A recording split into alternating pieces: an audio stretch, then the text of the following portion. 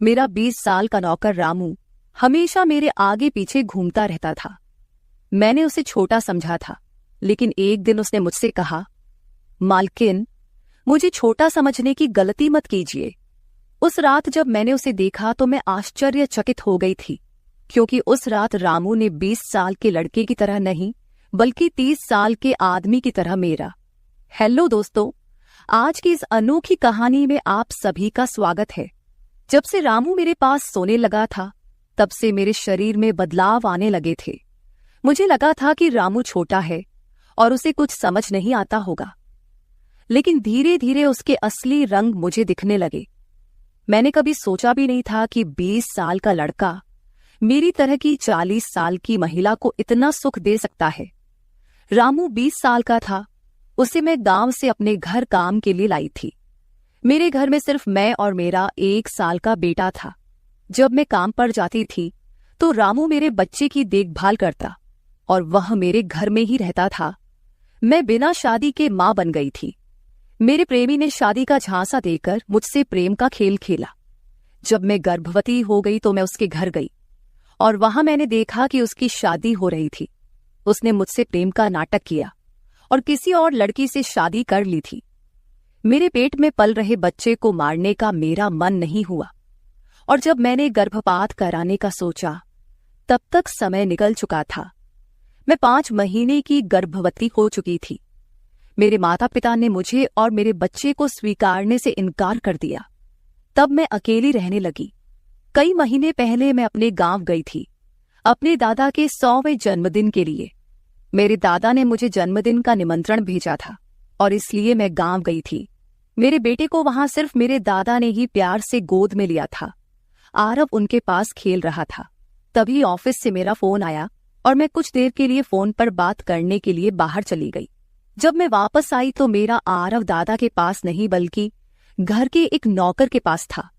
मैंने देखा कि आरव उस नौकर के पास अच्छे से खेल रहा था। मैंने अपने बच्चे को उस नौकर से लिया और वहां से जाने लगी। तभी उस नौकर ने मुझे रोका। वह कहने लगा, मालकिन, मुझे थोड़ी मदद चाहिए। मुझे पैसे की नहीं बल्कि काम की जरूरत है। उसने अपना परिचय दिया और कहा, मैं रामू हूं।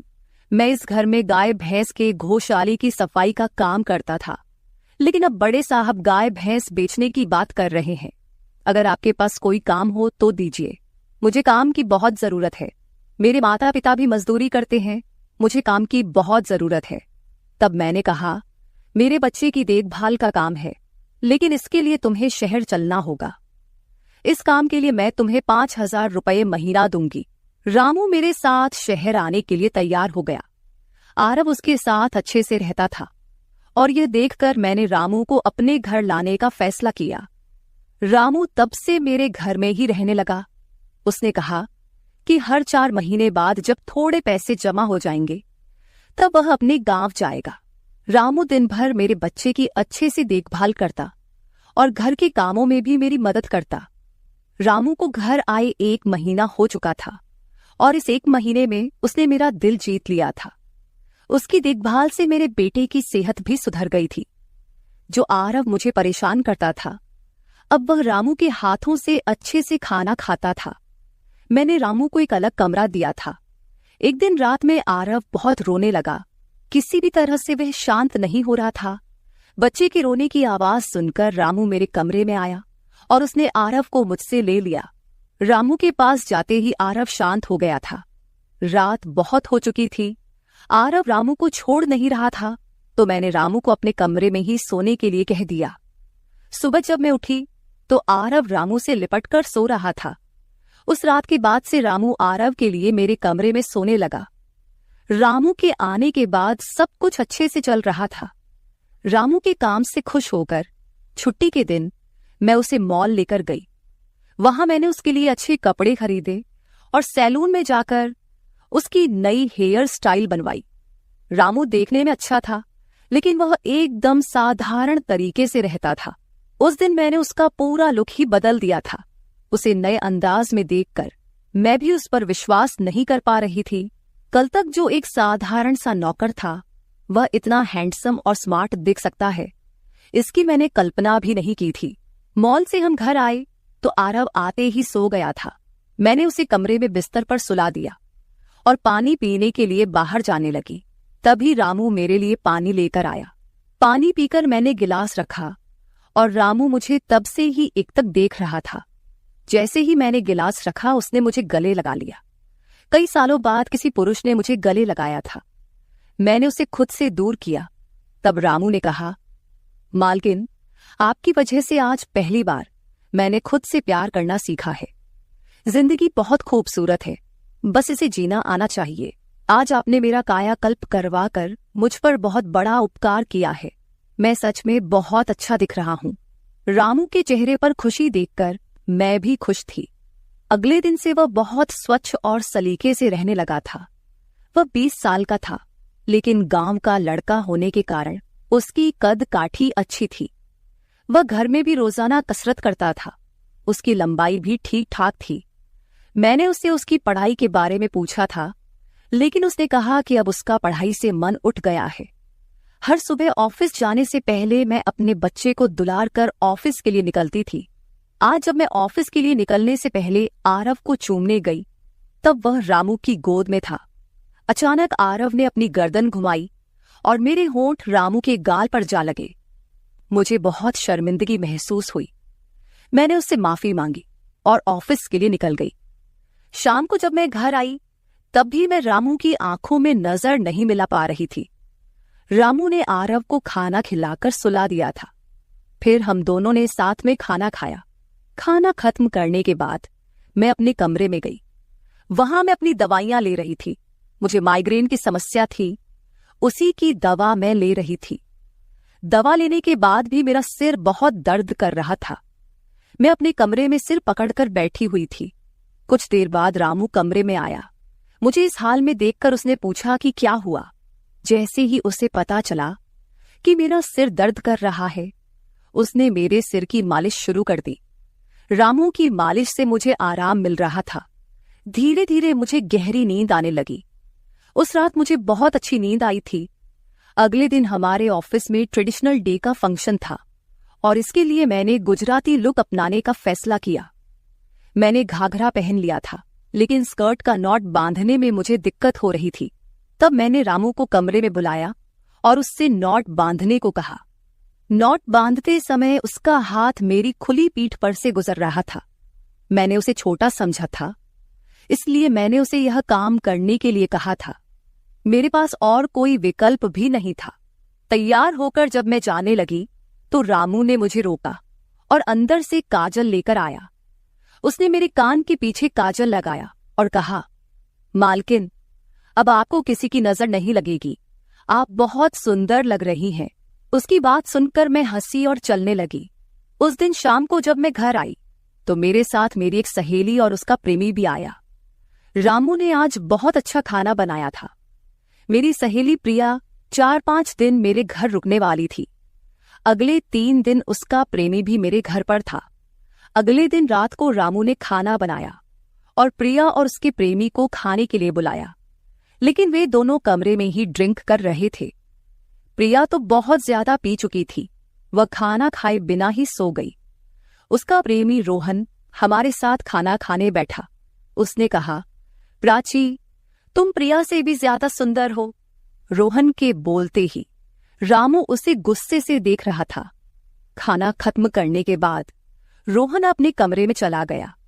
उसके जाते ही रामू मुझसे कहने लगा, मालकिन, आपके ये कैसे दोस्त हैं? मुझे उस आदमी की बात बिल्कुल भी अच्छी नहीं लगी।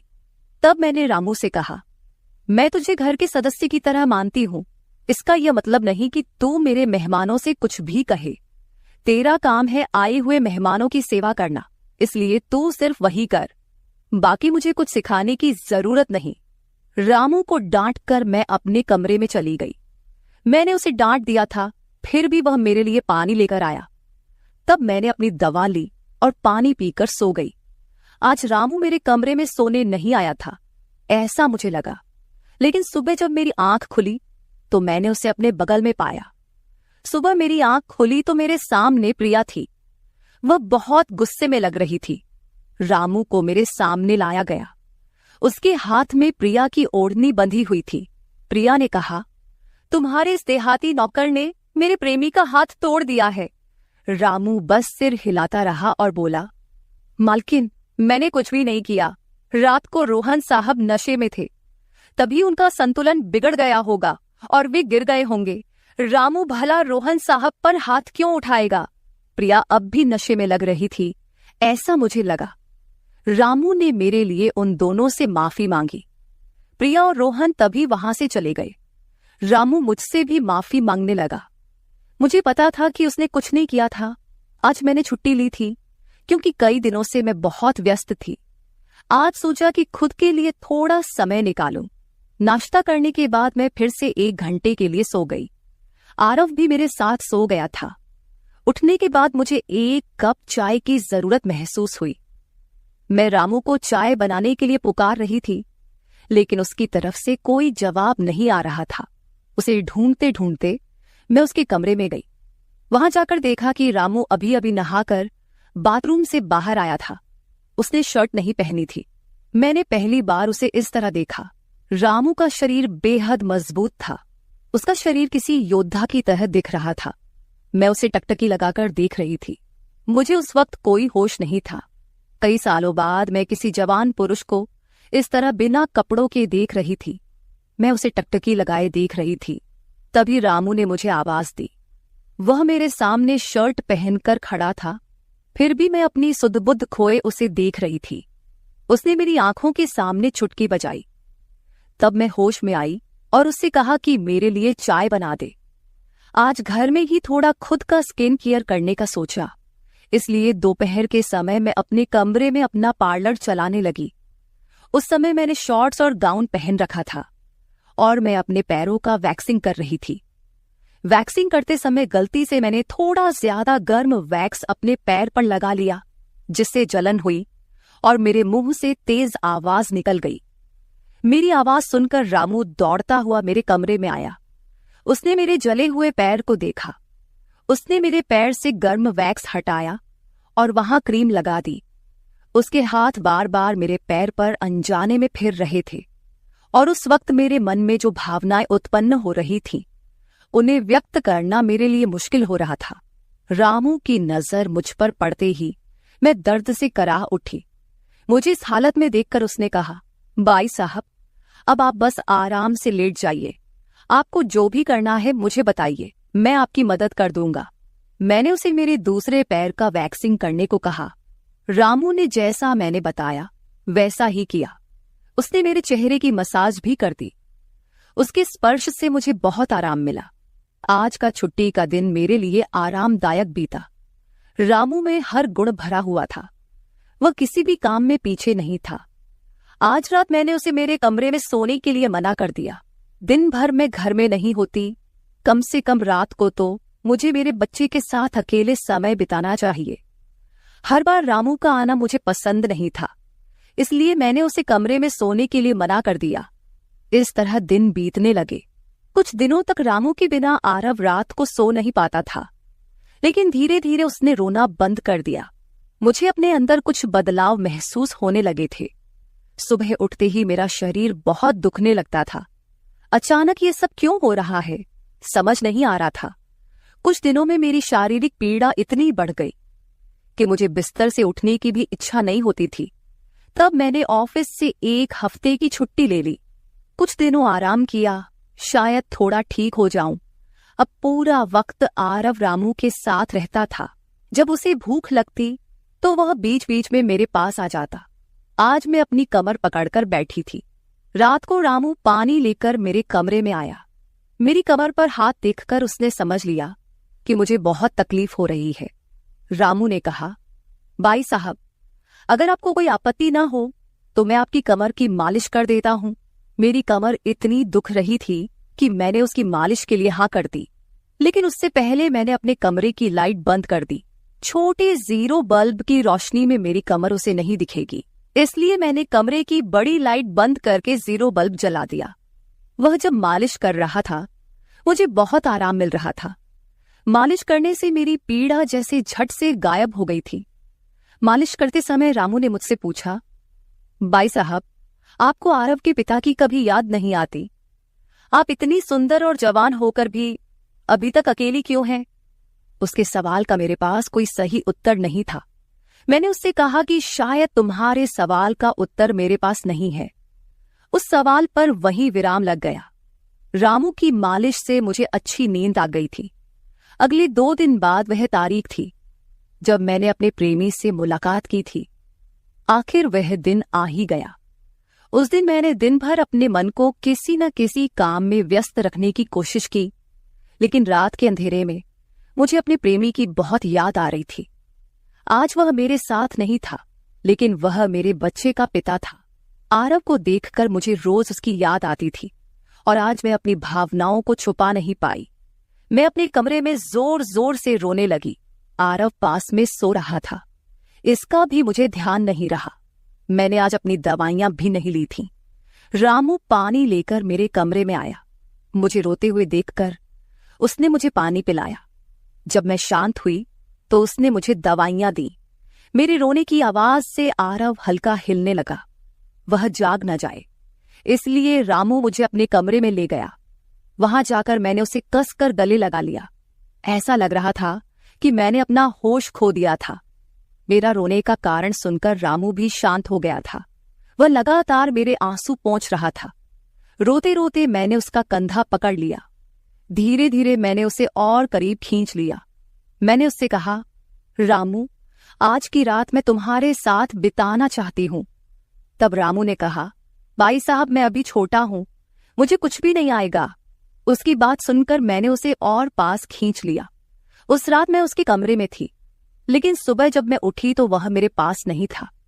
उसकी शर्ट वहीं पड़ी हुई थी। जब मैं बाहर गई तो मैंने देखा कि रामू मेरे बच्चे को दूध और बिस्किट खिला रहा था। मुझे आरव का ख्याल नहीं आया था, लेकिन रामू ने नहीं भुलाया।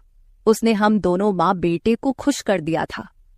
रात की थकान के बाद मैं सुबह देर से उठी थी। दिन भर रामू ने मुझसे नजरें नहीं मिलाईं। आज प्रिया मुझसे मिलने घर आई थी। वह रामू की तरफ देख भी नहीं रही थी।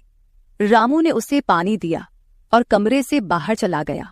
थोड़ी देर बातें करने के बाद प्रिया जाने लगी। जाते समय उसने मुझसे कहा, जितनी जल्दी हो सके अपने नौकर को यहां से निकाल दो। वह दिखने में जितना मासूम लगता है उतना है नहीं। उसकी बात का मैंने खास ध्यान नहीं दिया। रोज की तरह रात को खाना खाने के बाद रामू ने मुझे पानी का गिलास मेरे कमरे में लाकर दिया और उसने आरव को भी सुला दिया था। आरव आज बाहर हॉल में झूले में सो रहा था। रामू उसकी देखभाल कर रहा था। मैंने अपने कमरे की लाइट बंद कर दी और सो गई। कुछ समय बाद मुझे आरव की आवाज सुनाई दी। उसकी आवाज से मेरी नींद खुली। मैं उठने वाली थी कि तभी उसकी रोने की आवाज बंद हो गई। कुछ समय बाद मुझे अपने कमरे का दरवाजा खुलने की आवाज सुनाई दी। मैं चुपचाप सब देख रही थी। रामू मेरे कमरे में आया था। उसने मेरे पास आकर यह देखने की कोशिश की कि मैं सो रही हूं या नहीं, और फिर उसने मेरा मोबाइल उठाया। उसकी वह खोजबीन देखकर मैंने जल्दी से कमरे की लाइट ऑन कर दी। मुझे जागता हुआ देखकर वह चौंक गया।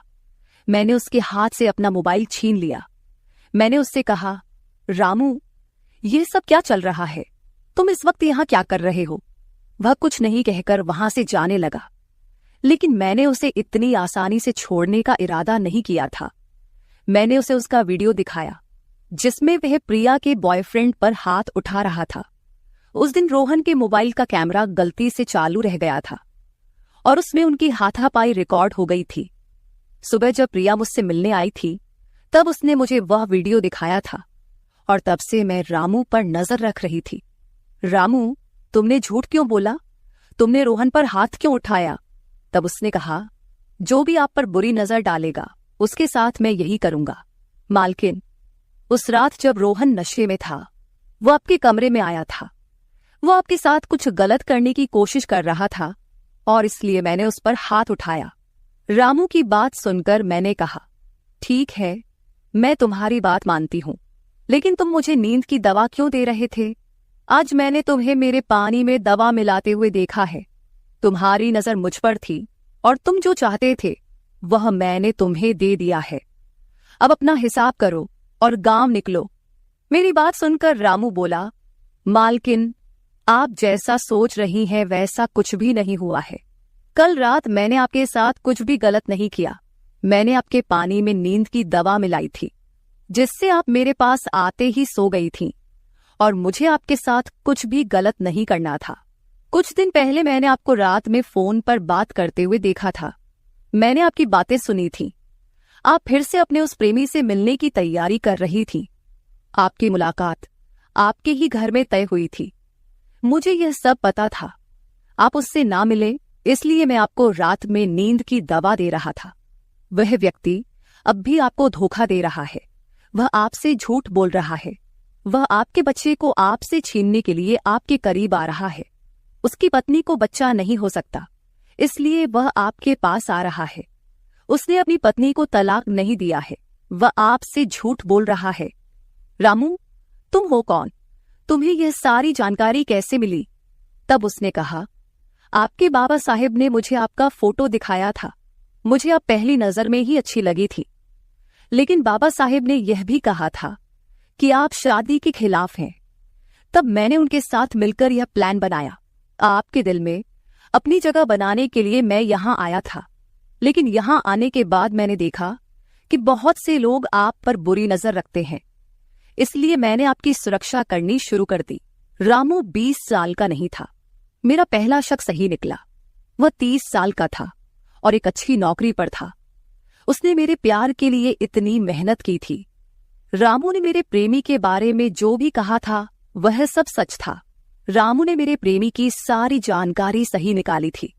रामू जैसा ईमानदार पति और मेरे बच्चे का पिता मिलना मेरे लिए बहुत बड़ी बात थी। मैं अपने प्रेमी के धोखे के जाल में फंसने से बच गई थी।